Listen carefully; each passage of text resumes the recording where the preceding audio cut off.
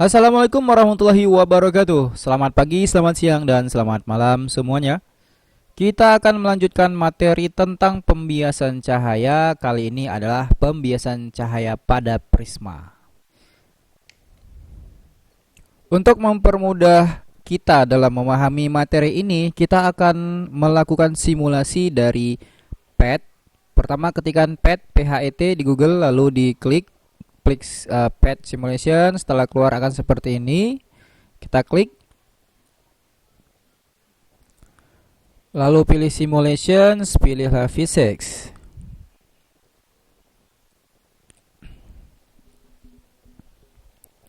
Kita uncheck motion, sound, work, head, quantum, electricity, tinggal like. Lalu pilihlah bending light.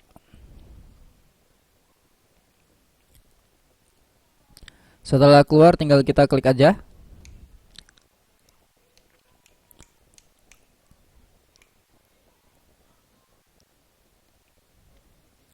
Oke, sekarang kita pilih prism atau prisma. Oke, jadi cara melakukan simulasinya, kita ambillah dulu prismanya. Prisma itu adalah objek yang ini ya. Bentuknya seperti ini. Kita ambil, kita letakkan di tengah-tengah sini misalnya. Jadi prisma ini bahannya terbuat dari kaca, ini ya glass ya, kaca. Segini indeks biasnya. Oke. Nah, terus di sini ada sumber cahayanya, laser. Kalau kita klik yang ini, maka akan nyala lasernya. Oke, gitu ya. Nah, kemudian sumber lasernya bisa kita ganti-ganti, bisa dari warna merah, kuning, hijau, biru, bahkan sampai warna ungu. Oke. Lingkungannya ini bisa juga kita atur mediumnya. Di sini kita pilih mediumnya adalah udara. Ini dia cara ngaturnya. Ya, jadi bisa udara, bisa juga air, bisa juga kaca, bisa juga di custom. Maka kita pilih di sini misalkan udara. Nah, berarti kalau gitu dalam simulasi ini cahayanya akan merambat dari medium udara, kemudian masuk ke dalam medium prisma yang terbuat dari gelas atau terbuat dari kaca. Oke, nah jadi bagaimanakah pembiasan cahaya pada prisma ini? Nah, berikut penjelasannya. Oke, jadi gini, kita sudah tahu bahwa dari video sebelumnya, dari materi sebelumnya, ketika kita melewatkan seberkas sinar dari medium yang lebih renggang menuju medium yang lebih rapat, maka sinar itu akan dibiaskan atau dibelokkan mendekati garis normal.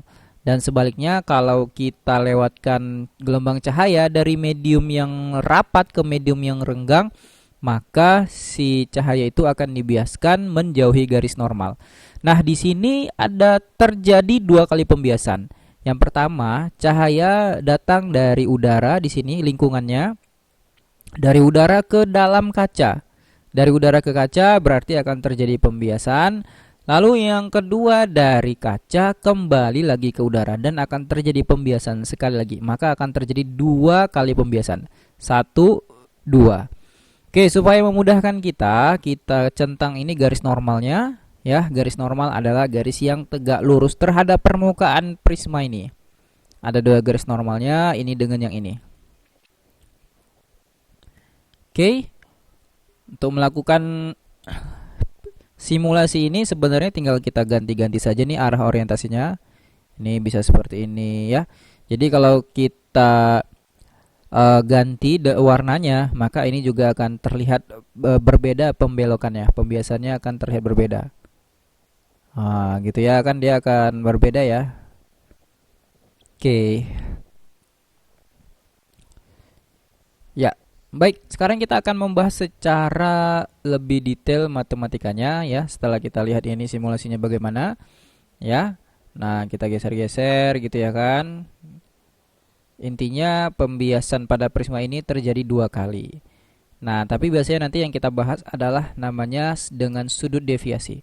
Sudut deviasi itu adalah sudut yang dibentuk oleh garis ini, garis yang awal datang ini. Kalau kita tarik ke sana, ya, ini namanya garis yang harusnya ke sana dengan garis yang keluar dari prisma ke sana. Maka sudut deviasinya dari sana kemari. Nah, seginilah kira-kira. Oke, baiklah sekarang kita kembali ke penjelasan matematiknya secara konsep.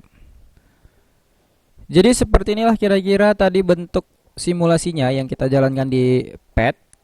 Sekarang kita mau memberikan nama-nama untuk besaran itu.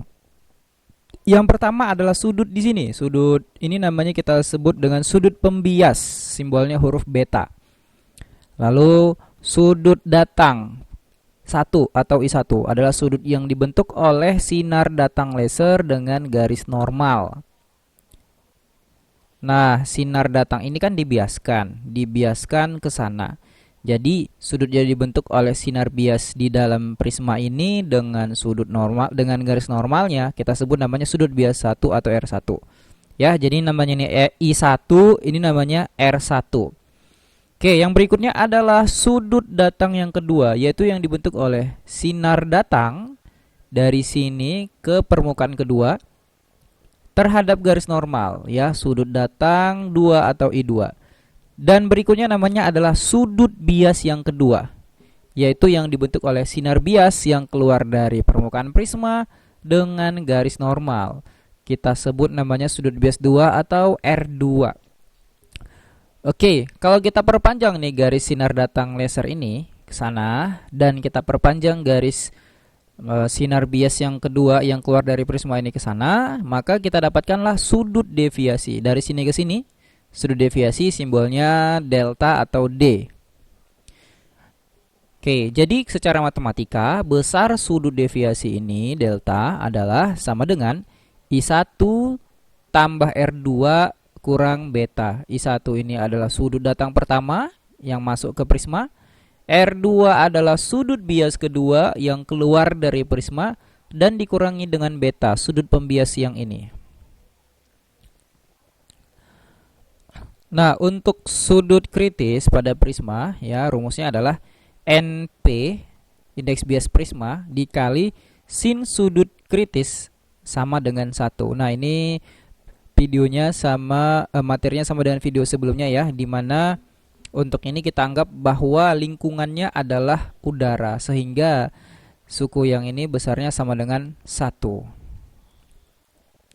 Oke, selanjutnya kita akan mau bahas yaitu namanya deviasi minimum. Nah, jadi deviasi minimum sudut deviasi akan mencapai minimum jika sudut datang cahaya ke prisma sama dengan sudut bias cahaya yang meninggalkan prisma. Nah, jadi sudut datang itu yang ini tadi I1 besarnya sama dengan sudut yang meninggalkan prisma yang ini, yaitu R2. Jadi besar I1 sama dengan R2, yaitu sama dengan I.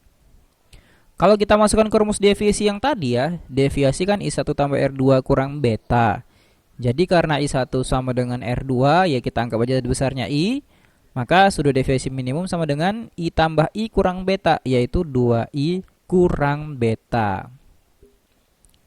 Oke, kalau kita terapkan ke persamaan hukum Snellius, kita dapatkan rumus yang seperti ini.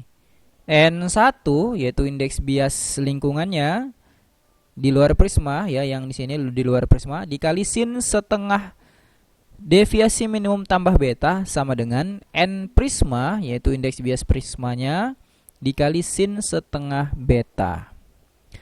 Untuk sudut pembias prisma yang kecil, yaitu betanya lebih kecil dari 10 derajat ya. Jadi kalau beta di sini sangat kecil, yaitu lebih kecil dari 10 derajat, kita dapatkan rumus pendekatan yaitu besar deviasi minimum sama dengan indeks bias prisma dikurang 1 dikali sudut pembias atau beta. Oke, baiklah kita sekarang lihat contoh soalnya. Seberkas cahaya monokromatis datang pada sebuah prisma yang memiliki sudut pembias 30 derajat dan terjadi deviasi minimum. Cahaya meninggalkan prisma dengan sudut bias 25 derajat. Besar sudut deviasi minimum pada prisma adalah, berarti yang pertama diketahui besar sudut pembias 30 derajat, beta sama dengan 30 derajat. Lalu sudut bias yaitu R2 sama dengan 25. Karena katanya terjadi deviasi minimum, maka rumusnya sudut deviasi minimum sama dengan 2I kurang beta. Nah, tadi kan di deviasi minimum itu besar I-nya sama dengan besar R2 ini. Berarti langsung kita substitusi ke sini. Deviasi minimum sama dengan 2 dikali 25 ya. R2 sama dengan I dikurang beta sama dengan 30. Berarti 2 kali 25 adalah 50. Dikurang 30, maka deviasi minimumnya sama dengan 20 derajat. Kita sekarang lihat contoh soal yang kedua. Hasil pembiasan dari cahaya monokromatik yang melalui prisma ditunjukkan pada gambar di bawah. Tentukanlah besar A. Sudut pembias prisma, B. Deviasi minimum, dan C. Indeks bias bahan prisma. Untuk melihat jawaban sudut pembias prisma, nah di sini kita sudah melihat bahwa sudut segitiga ini 60 derajat, ini 60 derajat. Maka besar sudut pembias yang ini beta berapa besarnya? Oke, kita tahu ya bahwa sudut total dari segitiga adalah 180 derajat. Berarti 180 derajat sama dengan 60 derajat tambah 60 derajat tambah beta. Kalau gitu kita dapatkan betanya berapa? 180 derajat dikurang 120 derajat. Maka betanya sama dengan 60 derajat. Oke, sekarang kita lihat jawaban yang kedua, deviasi minimum. Dari gambar kan terlihat ya bahwa ternyata sudut datang I1 45 derajat. Sudut bias R2 juga 45 derajat. Artinya di sini akan terjadi deviasi minimum. Karena besar sudut I1 sama dengan besar sudut R2. Nah, kita masukkan ke dalam persamaan rumus deviasi minimum. Deviasi minimum sama dengan 2I kurang beta. 2 kali I-nya 45 derajat. Betanya tadi 60 derajat, ini 60 derajat ya, I-nya 45 yang ini. Kalau kita kalikan maka dapatlah hasilnya 30 derajat. Oke, sekarang kita lihat jawaban untuk terakhir, yaitu indeks bias bahan prisma. Kita terapkan ke persamaan Snell tadi ya. Oke, N1 kali sin setengah delta M tambah beta sama dengan NP dikali sin setengah beta. Kita masukkan indeks bias pertamanya sebesar 1, ya tadi nggak diketahui. Ya oke, jadi sebenarnya di luar prisma ini kita anggap aja udara, maka N1-nya sama dengan 1. Sin setengah kali delta M-nya 30 ditambah betanya 60 sama dengan N prisma, ini indeks bias prisma yang mau dicari, NP sin 1/2 beta, berarti sin 1/2 kali 60. Setelah kita kalikan, maka didapatlah 30 tambah 60 itu 90. 90 kali 1 bagi 2 dapatlah sin 45. 60 dibagi 2 adalah jadi 30. Oke, maka didapatkan sin 45 sama dengan 1/2 akar 2. NP sin 30 adalah 1/2.